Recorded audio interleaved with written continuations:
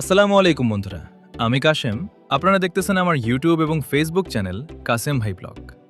আজকে আমি গরুর ভুসি কেনার জন্য জয়পাশা বাজারে যাব। তো আমি আর মি আর আমার ভাগ্নে মিলে চলে যাচ্ছি জয়পাশা বাজারে। তো ভাগনা যেহেতু ভ্যান আছে তাই আমরা সহজে যেতে পারবো।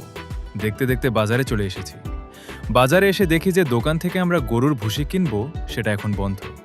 তাই এখন আমরা চলে যাব মইনদিয়া বাজারে। মইনদিয়া বাজারে যাওয়ার পথে রাস্তার সাইডে অনেকগুলো কলা গাছ লাগানো আছে, আর তার নিচের জমি দিয়ে লাগানো আছে তামুক গাছ।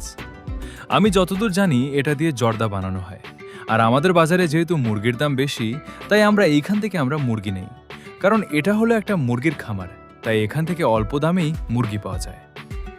যাওয়ার পথে সুন্দর একটা মসজিদ দেখতে পেলাম, তাই আপনাদের মাঝেও শেয়ার করলাম। তো দেখতে দেখতে আমরা মইনদিয়া বাজারে চলে এসেছি। এসে এই দোকান থেকে আমরা গরুর ভুসি কিনব। যেহেতু তার গোডাউনটা একটু ভিতরে, তাই আমরা গোডাউন থেকে ঘুরে আসব।